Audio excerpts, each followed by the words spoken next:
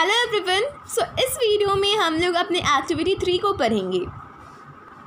One way to find out if the adults are under nourished is to calculate what nutrition scientist call body mass index. तो यहाँ पे कहता है कि एक वे जिसमें हम लोग ये डिफ़ाइन कर सकते हैं या ये जज कर सकते हैं कि कोई भी पर्सन जो है वो न्यूरिस्ट है या फिर अंडर न्यूरिस्ट है। सो इसके लिए जो है हम साइंटिफिक जो क्राइटेरिया है उसको यूज़ करेंगे जिसका नाम है body mass index BMI। This is easy to calculate. ये बहुत ज़्यादा ईजी होता है कैलकुलेट करने के लिए। Take the weight of a person in kg then take the height in metres. यहाँ पे कहता है कि हमें किसी भी पर्सन का वेट लेना है जिसका स्टैंडर्ड यूनिट होगा kg और किसी भी पर्सन का हाइट लेना है जिसका स्टैंडर्ड यूनिट होगा metres. Divide the weight by the square of the height. यहाँ पे कहता है कि आपको क्या करना है कि डिवाइड करना है उस इंसान के वेट को उस इंसान की हाइट के स्क्वायर से। If the figure is less than 18.5 then the person would be considered undernourished। तो यहाँ पे कहता है कि अगर जो आपका आंसर आता है वो 18.5 से कम है तो इसका मतलब है कि वो जो पर्सन है वो undernourished है। However, if this BMI is more than 25 then a person is overweight। लेकिन अगर वहीं पे उस पर्सन का जो आप बॉडी मास इंडेक्स निकालते हो वो 25 आता है सो वो पर्सन जो है वो ओवरवेट है। Do remember that this criteria is not applicable to growing children। सो हमें ये याद रखना है कि ये जो क्राइटेरिया है ये ग्रोइंग चिल्ड्रन के लिए एप्लीकेबल नहीं है।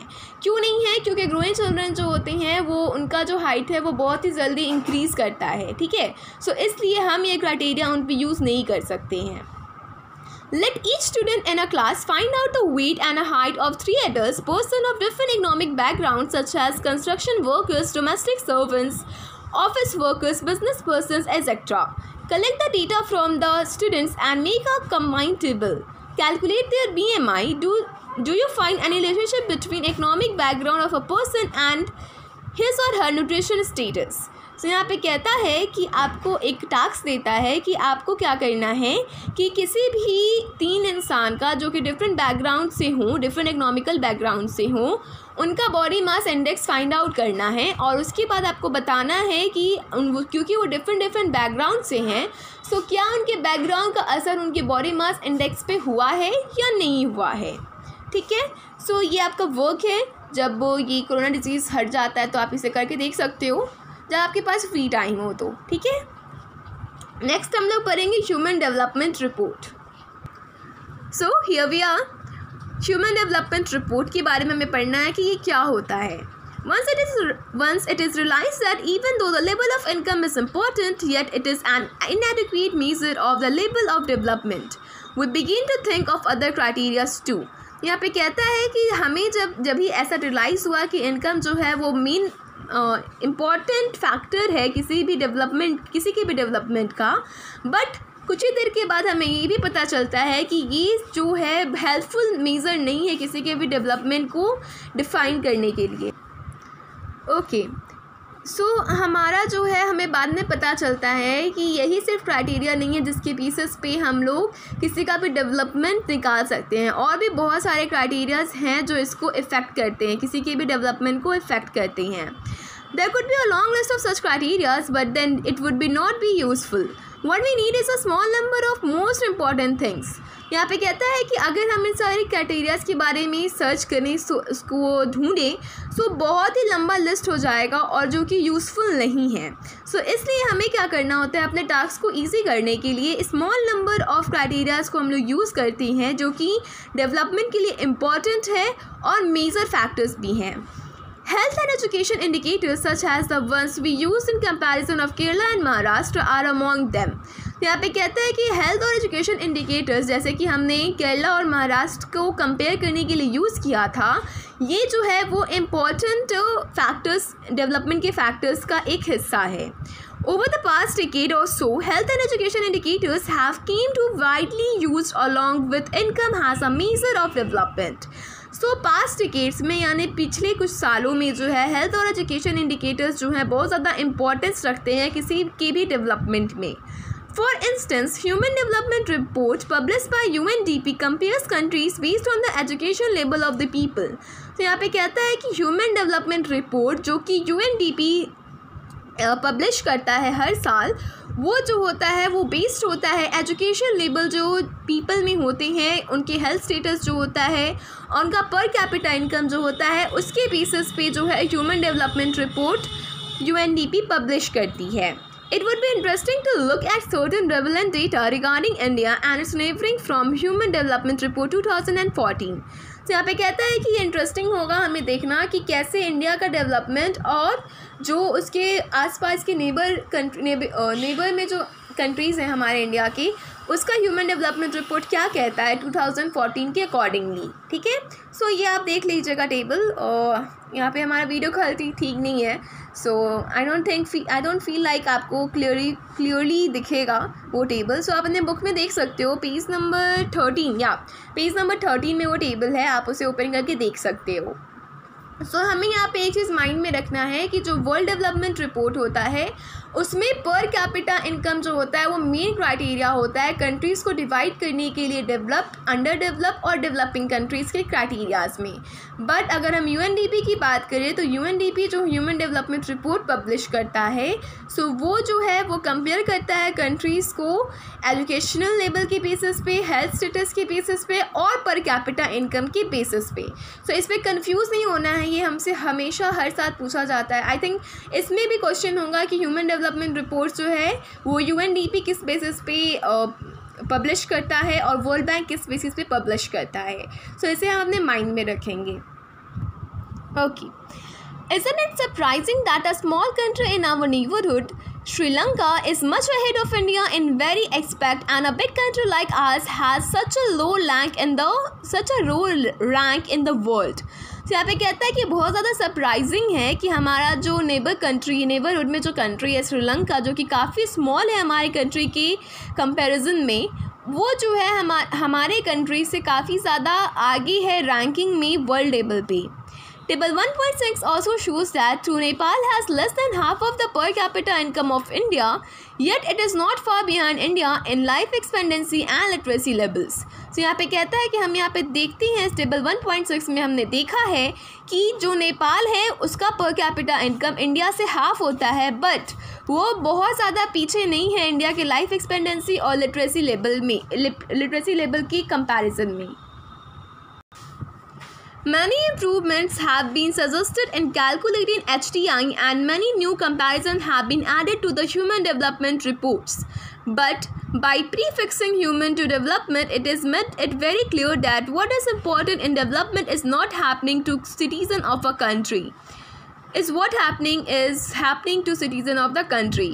तो यहाँ पे कहता है कि हमें जो है बहुत सारे इम्प्रूवमेंट लाए गए हैं ह्यूमन डेवलपमेंट इंडेक्स को फाइंड आउट करने के लिए, बहुत सारे न्यू कंपोनेंट्स को ऐड ऑन किया गया है, बट फिर भी जो मेन क्राइटेरिया है वो यही होता है कि किसी भी कंट्री में जो सिटीज़न है वो कैसे रहती हैं। It is people this health their well being that is most important. So यहाँ पे कहता है कि इंसान है और उनका हेल्थ है जो कि बहुत ज़्यादा इम्पॉर्टेंस रखता है डेवलपमेंट में किसी भी कंट्री का, स्टेट का, एरिया का या रीजन का।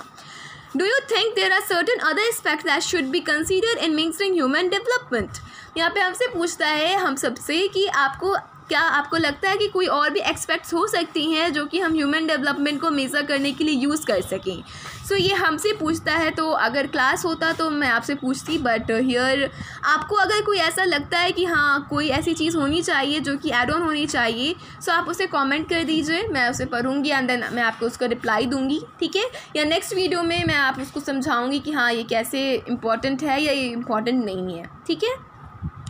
नेक्स्ट टॉपिक है हमारा sustainability of development. Okay, suppose for the present that a particular country is quite developed.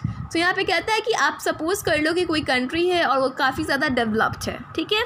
We would certainly like this level of development to go up further at least to maintain the further generation. यहाँ पे कहता है तो हमें जो है ये जो लेवल है डेवलपमेंट का वो काफ़ी अच्छा लगता है, बट हमें इसे जो है मेंटेन करके रखना पड़ेगा इस डेवलपमेंट को, कि जो हमारे फ्यूचर जनरेशन के जो लोग होंगे वो भी इस डेवलपमेंट का यूज़ कर सकें, ठीक है, इस डेवलपमेंट को एंजॉय कर सकें। दिस इज़ ऑब्वियसली डिज़ायरेबल, और ये जो है ये सबके डिज़ायर होगी, कौन नहीं चाहेगा कि वो एक डेवलप एरिया में रहे, सब चाहते हैं। सो ये जो है ये सबकी अभिलाषा होती है कि वो एक डेवलप्ड एरिया में रहें, ठीक है। However, since the second half of the 20th century, a number of scientists have been warning that the present type of level of development are not sustainable.